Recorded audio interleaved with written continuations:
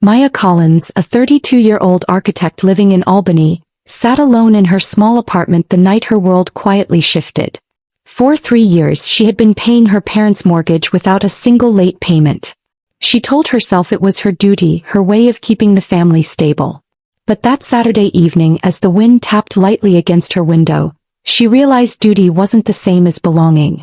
Her parents were celebrating their 30th wedding anniversary at an expensive restaurant downtown, an event Maya hadn't been invited to. When her mother Linda called earlier that week, her voice sounded sweet and careful, the kind she used when delivering something unpleasant. "Sweetheart," Linda had said, "the restaurant has limited seating. We want to keep the dinner intimate." Maya remembered staring at her computer screen at work, blinking slowly. "Sure, Mom. It's fine. Enjoy the night." She meant it, or at least she tried to. But later that evening, as she curled on her couch with her laptop, she opened social media and watched the truth unfold like a paper cut. Her younger sister Emma had posted a photo. Everyone gathered at a long table glowing under golden lights, champagne glasses raised high. The caption sliced straight through the lie. "Family only. Finally have everyone together tonight." Maya whispered, "Everyone?" Her chest tightened as she zoomed in on the faces. Her parents. Her aunts. Her cousins. Neighbors. Even a coworker of her father's. Everyone. Everyone except her. Her thumb hovered. Then she typed the 10 words she could not swallow anymore. "Congrats. Mortgage and taxes are all yours now." She hit send. 5 minutes later, the post vanished. 10 minutes later, 30 missed calls filled her screen. Maya didn't answer a single call. She sat completely still, the glow of her silent phone lighting her dim apartment. It wasn't confusion she felt, it was recognition. She finally saw what had been true for years. She hadn't been forgotten. She had been excluded. "If they wanted me there," she whispered, "they would have made space." Maya's life had always orbited around her sister, Emma. Even when they were children, the difference in how the two girls were treated was obvious. When Emma scribbled a stick figure drawing for Mother's Day, their mother framed it like it belonged in a gallery. When Maya won first place at the state science fair, her blue ribbon was tucked into a kitchen drawer before dinner. "No need to brag," her mother had said, waving her hand dismissively. As the girls grew older, the pattern matured into something heavier, something that clung to Maya like dust. When the family car broke down, she sent money from her first paycheck. When her father had unexpected medical bills, she wired more. Her sister called these acts helping. Her mother called them family duty. But never once did any of them call it sacrifice. Maya replayed the memories in her mind like scenes from a movie she didn't choose to watch. The hurried phone calls. The guilt-laced requests. The way she always opened her banking app before thinking of herself. She reached for her mug on the coffee table, gripping it tightly. "I wasn't a daughter," she murmured. "I was a safety net." Outside, the cold wind swept down the Albany streets, rattling the window frame. Inside, Maya felt something shift inside her chest. Not anger, not yet, but a cracking open of truth. And she wasn't ready to push it back down this time. Growing up, Maya often wondered what it felt like to be the favorite child, the one everyone cheered for. Emma never had to wonder. She lived it. When Emma married at 22, the family celebrated for months. When she divorced at 24, they comforted her as if she had survived a natural disaster. "Poor Emma," their mother would whisper to neighbors. "She's been through so much." Maya remembered visiting one weekend, offering gently, "Hey Em, want to grab dinner? Just the two of us." Emma didn't look up from her phone. "I'm too tired." Later that night, Maya overheard her mother telling her father, "Maya doesn't understand real struggle." Maya almost laughed. Paying their endless bills wasn't considered real struggle? Her father, Mark Collins, was a quiet man, someone who believed silence was the same thing as peace. Whenever her mother criticized Maya, he would shrug and whisper, "You know how your mother is." One evening, after a tense dinner, Maya gathered her courage and asked him, "Dad, why don't you ever speak up for me?" He stared at his plate, pushing his fork around. "Keeping peace is easier than being right," he muttered. That sentence followed Maya for years. It replayed during lonely nights in her Albany apartment, during stressful work deadlines, during every moment she felt like she wasn't enough. By the time she turned 30, Maya realized the pattern was carved into the bones of the family. When they needed something, money, repairs, a responsibility, her phone lit up. But when life was good, when the table was full, when smiles were staged for pictures, she faded into the background. Maya whispered into the empty room, "They only call when something is broken." It was the truest sentence she had ever spoken. Sometimes late at night, Maya would scroll through old family photos. In almost every picture, she stood slightly to the side, half cropped, half smiling, half visible.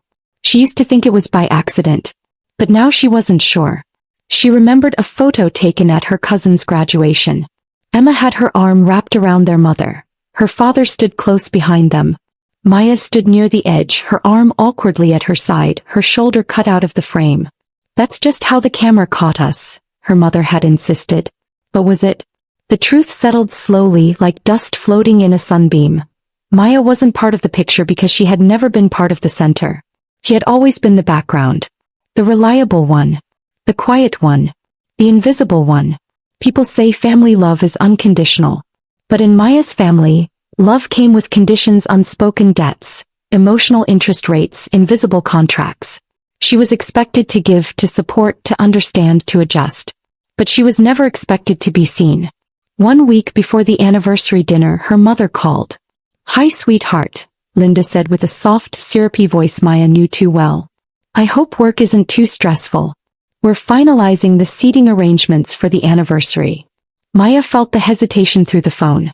"There are limited seats," Linda continued. "Some cousins confirmed last minute. We hope you understand." Maya stared at her monitor, blinking slowly. "Sure. It's okay. Have a good night." Her mother exhaled, relieved. "Thank you, Maya. You're always so understanding." 1 hour later, Emma texted. "Don't take it personal."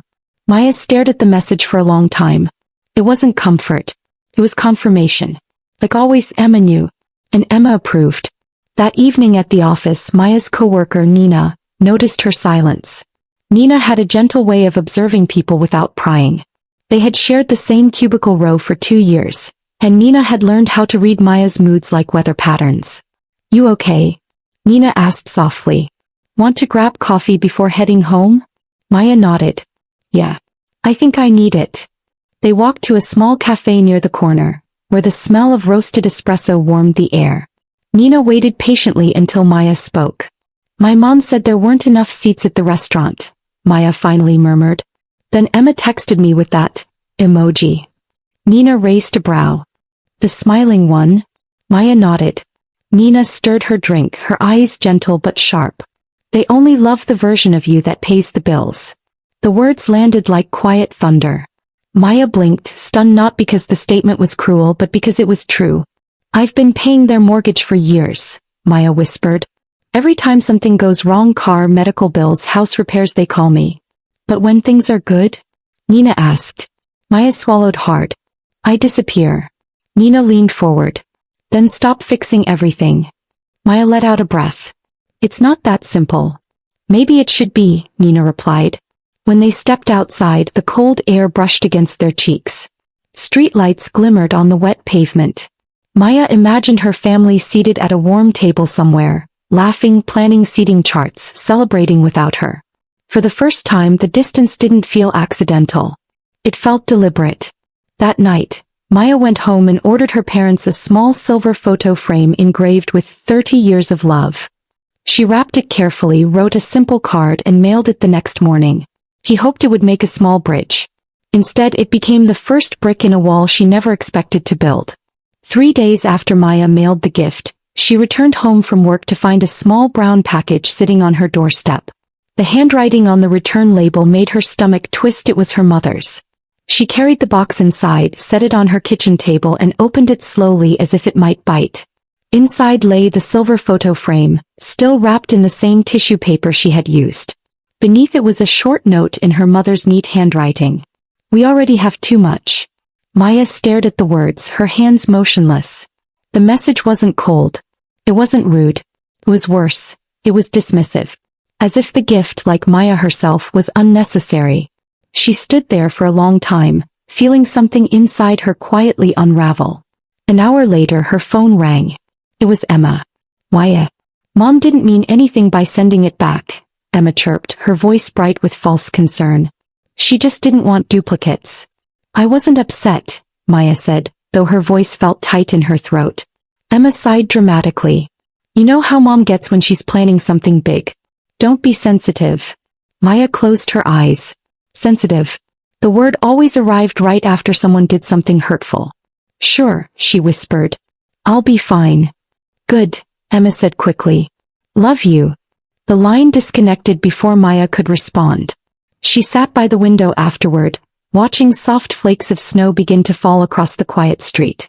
Her reflection in the glass looked tired of defending her feelings, tired of making excuses for people who never considered hers.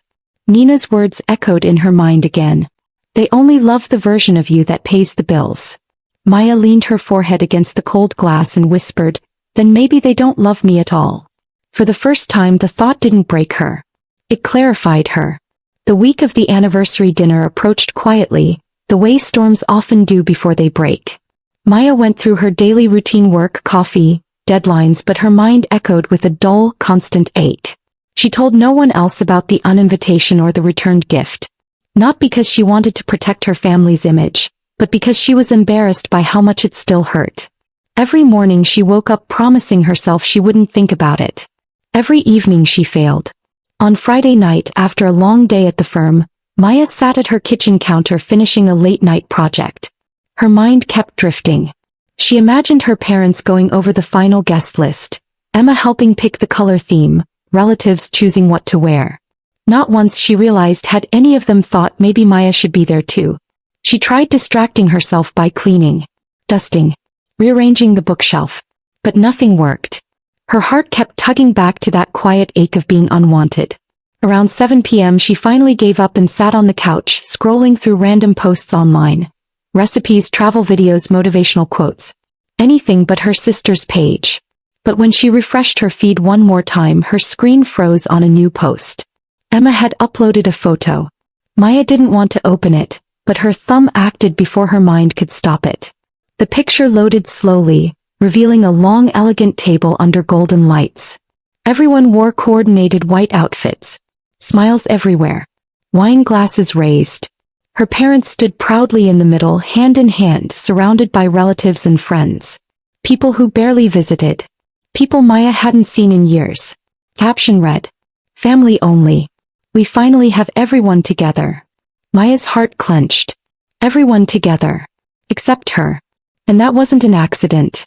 Maya stared at the image for a long time, unable to blink, unable to breathe. It felt like the room around her shrank inch by inch. She whispered, "So this is what family means to them." Her thumb hovered over the comment box. She didn't want to sound bitter. She didn't want to sound angry. She didn't want to give them the satisfaction of appearing emotional at all. She typed slowly, carefully, the words forming with sharp, cold clarity. "Congrats. Mortgage and taxes are all yours now. Nothing more. Nothing less." She hit post. The words settled under the photo like a quiet explosion.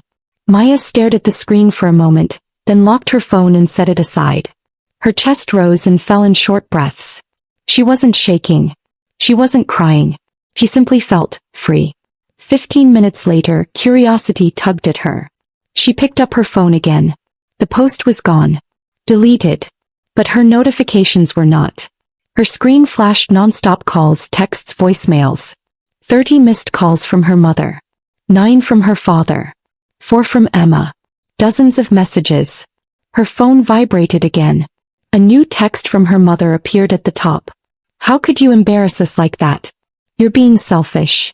Maya let out a soft, humorless laugh. Selfish. The daughter who paid their bills.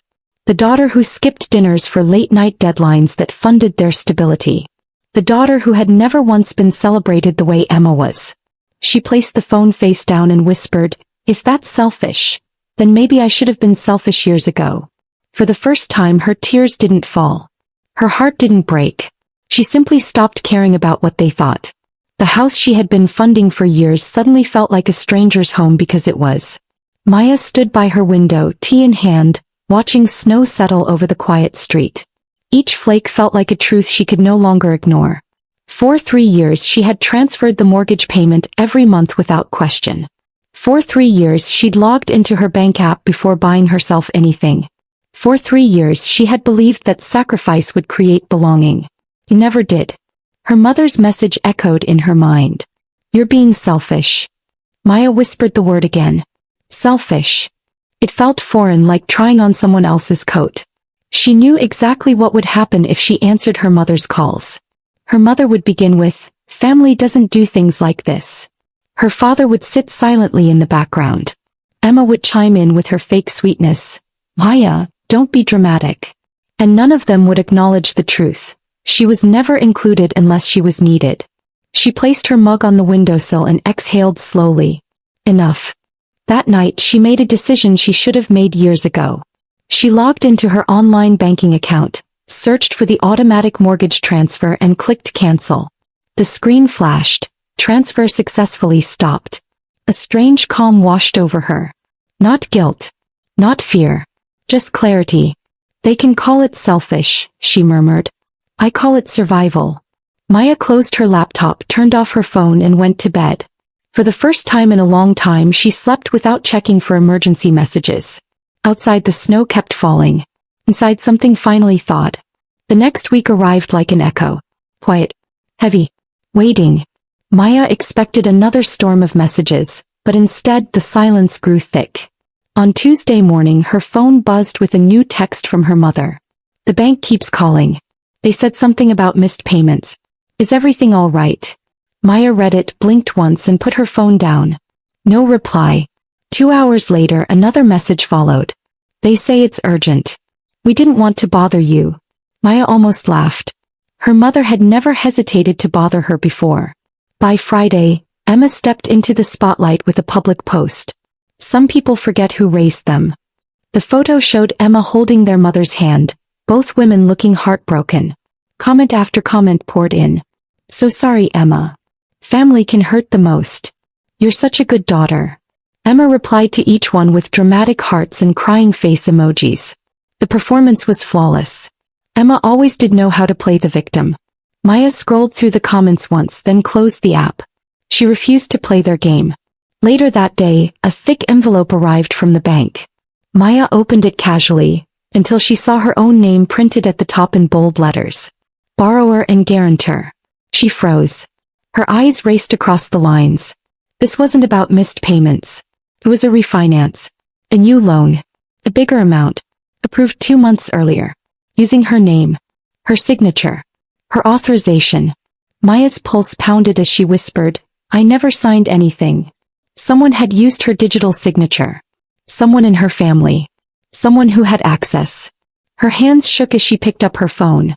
The real storm was only beginning. Maya spent the rest of the afternoon pacing around her apartment, the bank envelope lying open on her desk like a wound. She reread the refinance documents 3 times, each time hoping she had misunderstood. But the reality stayed sharp. Someone had used her digital authorization. Someone who knew how she normally signed things. Someone who had access to her old joint account with her father, the one she had never bothered to lock because she believed trust was enough. Her chest tightened. No, they wouldn't, she whispered, but the doubt was thin. The next morning she called the bank. After being transferred through 3 departments, a calm voice finally answered. Good morning, this is Ethan Davis from Account Services. How can I assist you, Miss Collins? Maya swallowed. I need information about a refinance that was approved under my name. I didn't sign anything. Ethan gave a long, slow exhale. I understand. Let me pull up the documents. A minute passed. I have them here, he said carefully. It appears the loan was processed in July. The primary borrowers are Mark and Linda Collins. Your digital authorization appears on file. That signature isn't mine, Maya said firmly. I need proof of when and how it was added. Ethan hesitated. We can provide system logs, timestamps and IP records, but we'll need a formal dispute. Then open one, Maya said. By the time she hung up, her palms were trembling.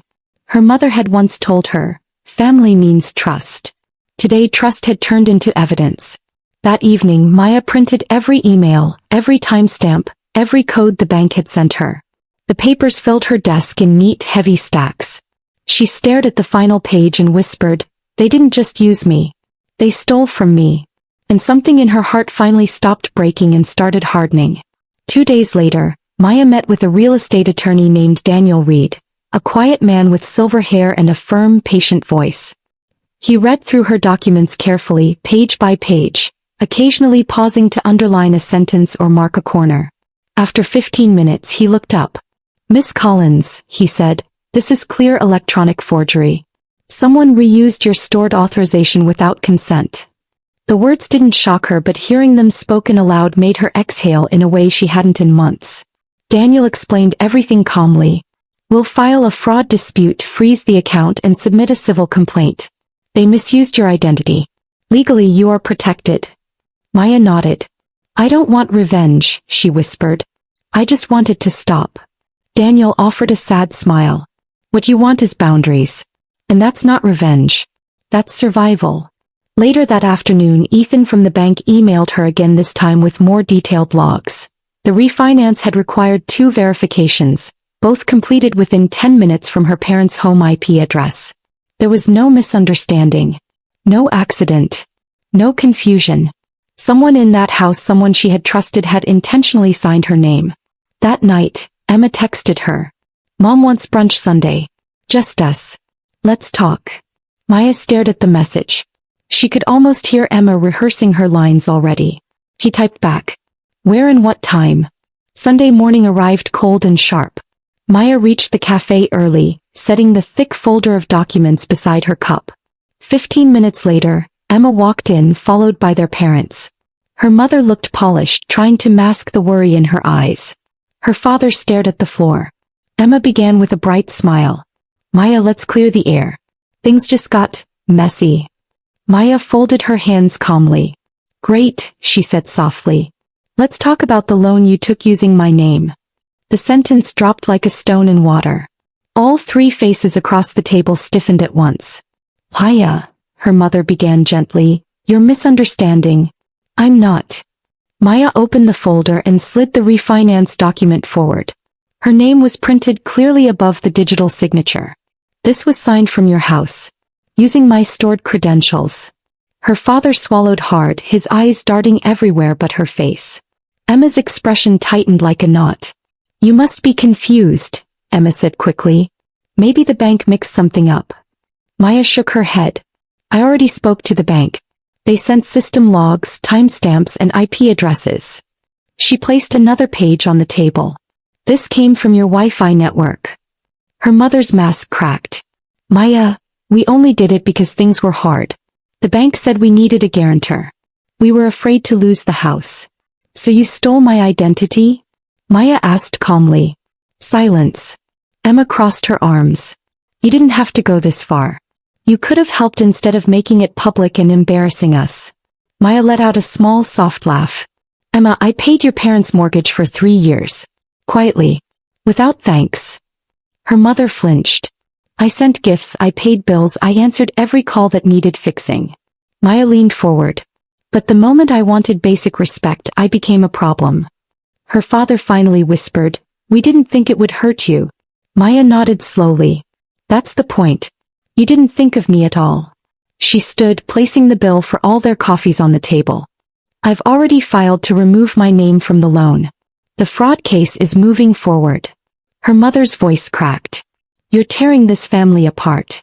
"No," Maya said gently. "I'm just stepping out of the place you buried me in." And she walked out, leaving the 3 of them staring at the proof of everything they had done. Winter arrived with a quiet heaviness.